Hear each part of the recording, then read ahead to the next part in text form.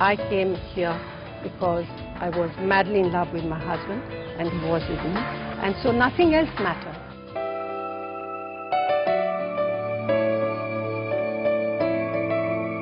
The Congress party was going through some problems, and many of the leaders, my senior colleagues, came and asked me to come and help the Congress, to come and participate in Congress activities because they felt that it would help the party.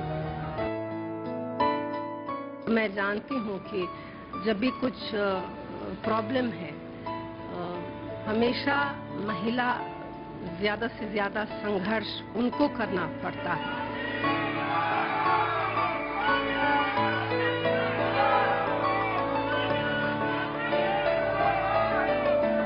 It was a difficult phase, but eventually I have my office photographs of my husband and my mother-in-law, and each time I walked past those photographs, I felt that I wasn't responding to my duty, to this family and to the country.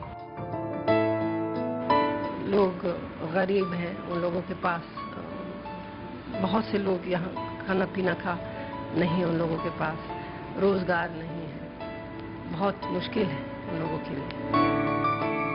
जो लोग गुजरात के गौरव का नारा उछाल रहे हैं, उन्हें समझना चाहिए कि हिंसा, नफरत, पिछड़ेपन और बर्बादी में गुजरात का गौरव नहीं. भाजपा और उसके साथी जिस स्तर की भाषा का इस्तेमाल कर रहे हैं, उसमें गुजरात का गौरव नहीं है.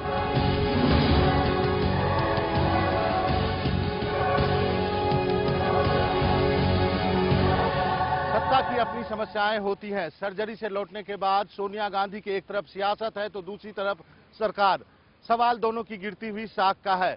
सबकी निगाहें इस बात पे टिकी हुई है कि क्या सोनिया गांधी हमेशा की तरह इस बार भी सरकार और पार्टी को संकट से उबार पाएंगी.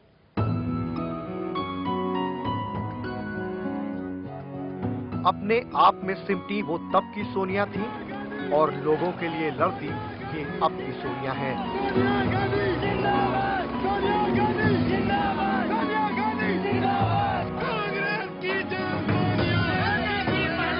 एक विदेशी बहू से यूपीए अध्यक्ष या फिर कह लें देश की पावर पॉइंट पर्सन बनने तक काफी कुछ गुजरा. 10 जनपद अब सिर्फ एक मकान नहीं, एक मुकाम का नाम है. एक शख्सियत जो बरगद की तरह बढ़ी, एक हस्ती जो विवादों से किसी हद तक बची रही. कांग्रेस के कार्यकर्ता पार्टी का मतलब सोनिया समझते हैं और विरोधी भी सरकार से पहले सोनिया को लपेटते हैं.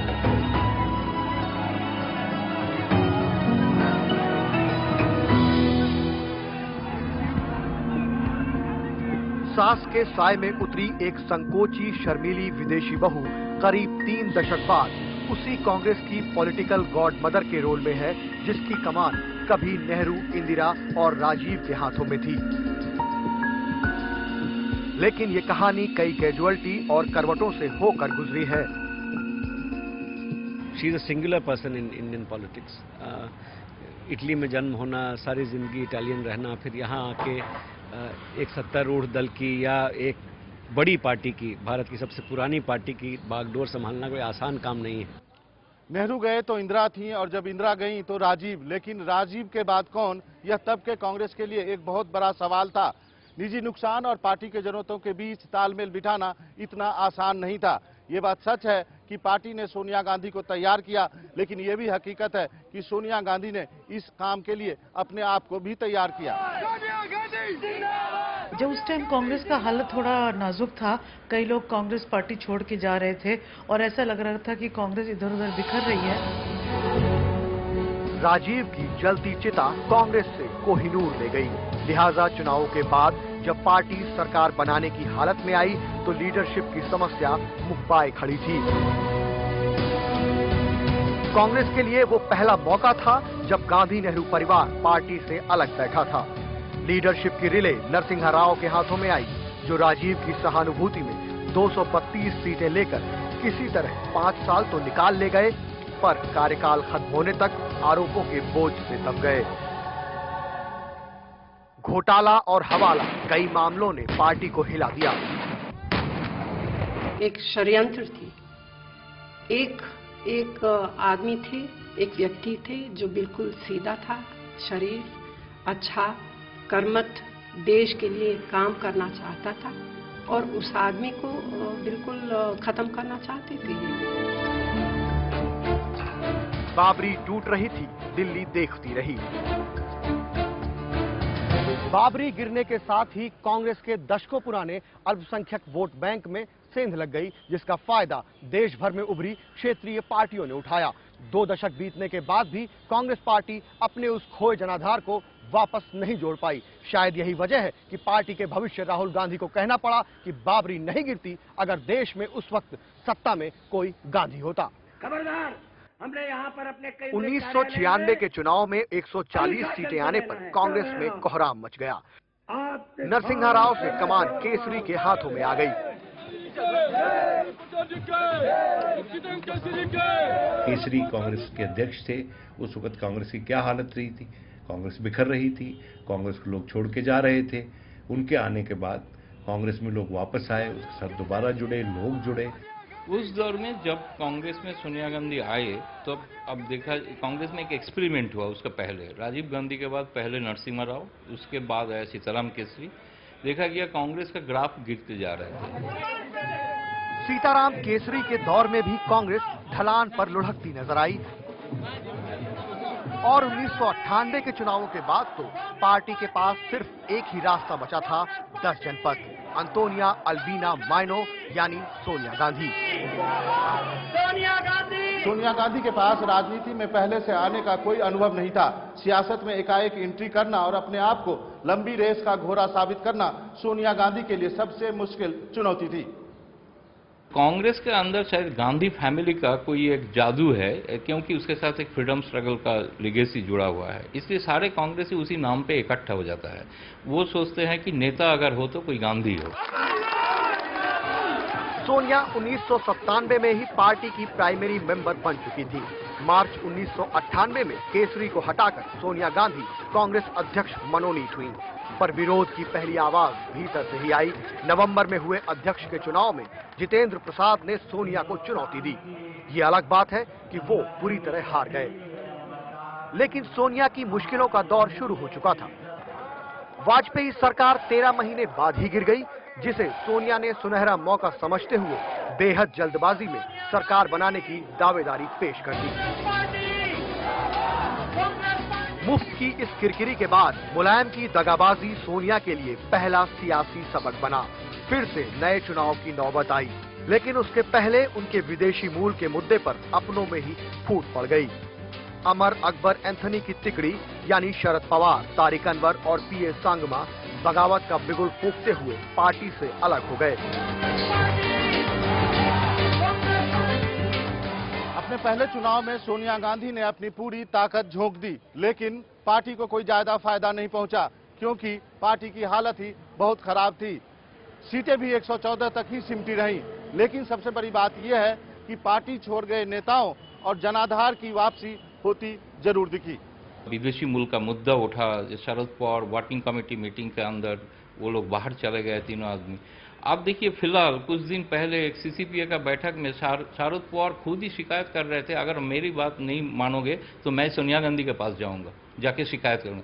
तो भरोसा अभी वही शरद पवार का सोनिया गांधी हो गया है। शरद पवार, आपको याद होगा, पार्टी छोड़ के गए थे विदेशी मूल के मुद्दे पे और सोनिया गांधी से जो डिफरेंसेस हो गए थे। उन्होंने भी जब 10 जनपद में बैठक हुई तो उन्होंने भी प्रस्तावित किया उनका नाम कि आप प्रधानमंत्री बनिए। 1999 में सोनिया गांधी पहली बार चुनावी मैदान में उतरी और सीट चुनी अमेठी, यानी कांग्रेस के उस किले को जो 1998 में पार्टी के हाथ से निकल चुका था। सोनिया गांधी, खासकर तब जब इतने तरफ से उन पर इतने तरह के अटैक्स, व्यक्तिगत अटैक्स हो रहे थे, उनके इंटेग्रिटी को, उनके पेट्रियटिज्म को, उनकी नेशनलिज्म को क्वेश्चन किया जा रहा था। अगले चुनाव यानी 2004 में अमेठी की सीट सोनिया ने राहुल के लिए छोड़ दी और खुद रायबरेली आ गईं, जो कभी उनकी सास की हुआ करती थी। सियासत के शुरुआती साल सोनिया के लिए संघर्ष भरे रहे।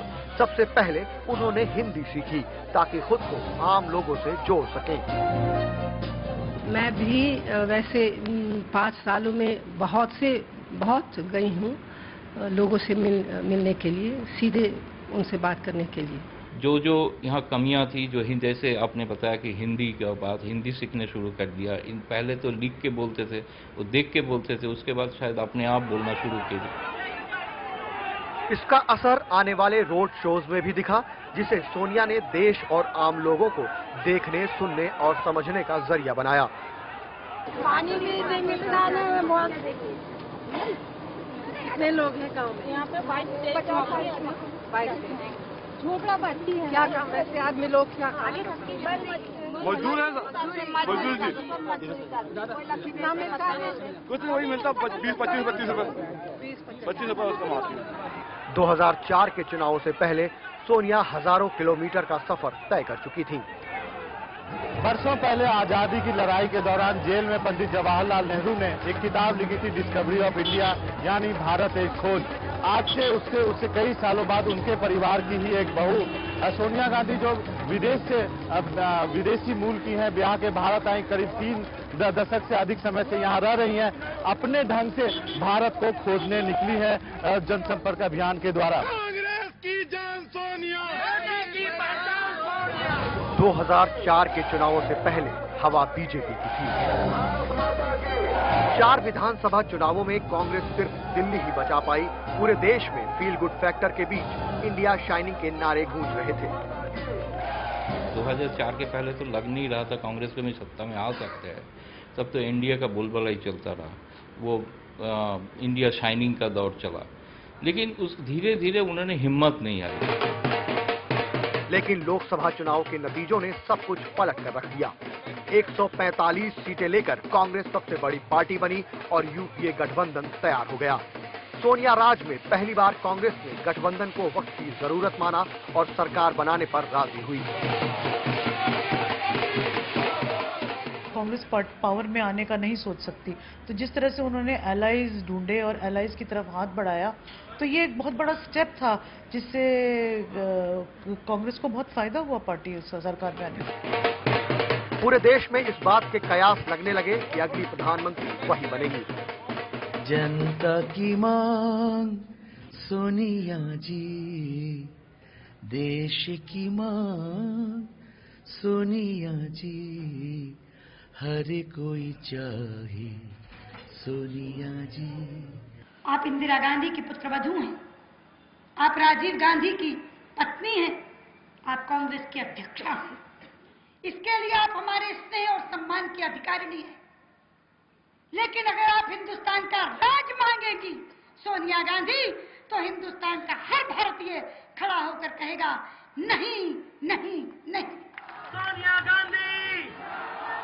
लेकिन आखिरी वक्त में मास्टर स्ट्रोक खेलते हुए सोनिया ने खुद पीएम बनने से इनकार करते हुए मनमोहन सिंह को प्रधानमंत्री मनोनीत कर दिया। सोनिया गांधी। सोनिया के पीएम नहीं बनने का फैसला उनका कद बढ़ा गया। जो पार्टी पे आरोप लगते हैं कि वो परिवारवाद की कमिटेड पार्टी है, कि उसको जवाब देना चाहिए था बार बार, और ये कहना चाहिए था कि एक बार नहीं 2 बार इस आरोप का खंडन अपने एक्शन द्वारा सोनिया गांधी ने किया है।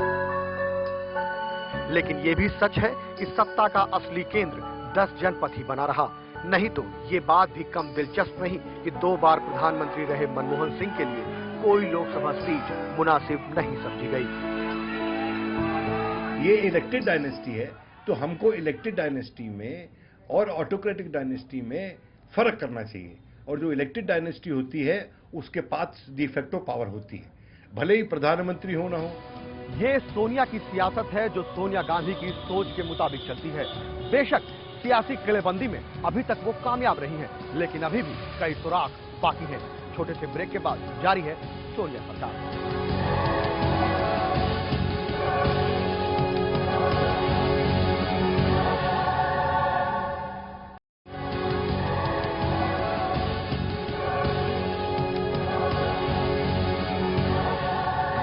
Frankly, I came here because I was madly in love with my husband. and he was with me, and so nothing else mattered.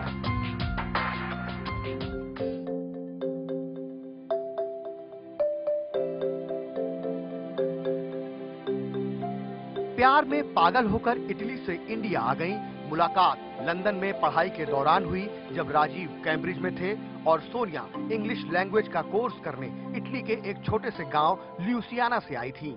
1964 में लंदन आई सोनिया की राजीव से मुलाकात अगले ही साल एक ग्रीक रेस्टोरेंट वर्सिटी में हुई। दोस्ती प्यार में बदली और 3 साल बाद 1968 में बड़े ही सादे तरीके से पारिवारिक दोस्तों की मौजूदगी में शादी हो गई। इसके बाद सोनिया अपनी सास इंदिरा गांधी के घर आ गईं, जो तब भारत की प्रधानमंत्री थीं। फिर 1970 में राहुल आए और 2 साल बाद 1972 में प्रियंका। बेशक राजीव, सोनिया और बच्चे इंदिरा गांधी के साथ ही रहे, लेकिन राजीव गांधी ने खुद को राजनीति से एक कदम दूर रखा। पर 1980 में प्लेन क्रैश में संजय गांधी की मौत के 2 साल बाद पायलट राजीव को पॉलिटिक्स के फील्ड में उतरना पड़ा, जबकि सोनिया सास की फेवरेट बहू बनी रही और आखिरी सांस तक साथ रहीं। जिनकी सास टेररिज्म में गुजरी, जिनके पति टेररिज्म के शिकार हुए, जो खुद भारतीय नहीं थीं और अडल्टहुड में भारतीय बनी, और जिन पर कि इतना अटैक हुआ, ये आसान काम नहीं है। और विधि के अनुसार न्याय करूंगा। वक्त के साथ पुराने विरोधियों या उनके बच्चों को साथ लेकर चलना सोनिया का नायाब नुस्खा बना, तो यूपी, बिहार, तमिलनाडु और बंगाल के मोर्चे पर हार सोनिया की नाकामियों में गिनी जाएगी। 7 साल से सत्ता में है और मुझे लगता है कि इन 7 सालों में कांग्रेस का ऑर्गेनाइजेशनल तौर पे उसकी स्ट्रेंथनिंग होनी चाहिए थी, वो नहीं हो पाई है। आई थिंक ये सबसे बड़ी फेलिंग रही है सोनिया गांधी की लीडरशिप की। उनका व्यक्तित्व ऐसा है कि वो एक कॉन्सेंसस से डिसीजन लेती हैं, सबसे सलाह मशवरा करके डिसीजन लेती हैं, और उसके चलते कई बार जो फैसले हैं उनमें देर हो जाती है। दिल्ली से निकलते ही कोलकाता तक मैदान साफ है। पार्टी के नक्शे पर अमेठी, रायबरेली 2 टापू सरीखे हैं। बिहार में लालू से गठजोड़ कर कांग्रेस ने खुदकुशी कर ली। पार्टी में बहुत आक्रोश था कि आपने लालू को लेके सब कुछ सरेंडर कर दिया। यूपी में भी एक जमाने में आपने मुलायम सिंह के साथ आप भी टीम रहे, जिससे आप पार्टी को बहुत नुकसान हुआ। सोनिया गांधी ने शरद पवार से सीख लेते हुए आगे से पार्टी में यह किया कि कोई भी क्षेत्रीय छत्र पैदा ना हो सके, जिससे कि आगे सियासी मोलभाव करना पड़े। सबसे ताजा मिसाल वाईएसआर के बेटे जगन रेड्डी के मामले में पार्टी के ताजा रुख से झलकती है। कांग्रेस का ये स्टाइल ऑफ फंक्शनिंग है, ये खुद नेहरू के जमाने से शुरू हुआ। तो आप देखेंगे जैसे क्षेत्रीय लीडर उभर के आए हैं, बाद में किसी न किसी कारण वो पार्टी में नहीं रहे, बाहर चले गए। वो इंदिरा गांधी के जमाने में भी हुई थी।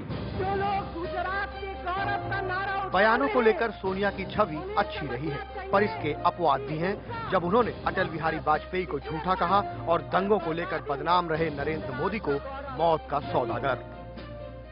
सच्चाई यह है कि आज गुजरात की सरकार चलाने वाले झूठे, बेईमानी, डर और मौत के सौदागर। सोनिया की कोशिश खुद को सरकार से अलग दिखाने की होती है, तभी वो राष्ट्रीय सलाहकार परिषद के जरिए नरेगा, सूचना का अधिकार या खाद्यान्न सुरक्षा जैसी योजनाओं की पैरवी करती नजर आती हैं। सारी बातें अपनी जगह हैं, पर तमाम फिटनेस के बावजूद जिंदगी का 65वां साल मजबूर कर देता है कि पावर ट्रांसफर शुरू कर दिया जाए। हालांकि मुश्किल मसलों में मास्टरमाइंड की कमी अखरती है, जैसा कि अन्ना आंदोलन के दौरान हुआ। सोनिया जी होती तो और कुछ जो निर्णय प्रक्रिया में एक जो गति उसमें लाने की बात होती है, क्योंकि एक तो ऑर्गेनाइजेशन लेवल पे बात होती है और दूसरी गवर्नमेंट के लेवल पे बात होती है, और दोनों में बहुत अच्छा कोऑर्डिनेशन है हमारे पास, तो उनका रहना उसमें और मजबूती आती थी।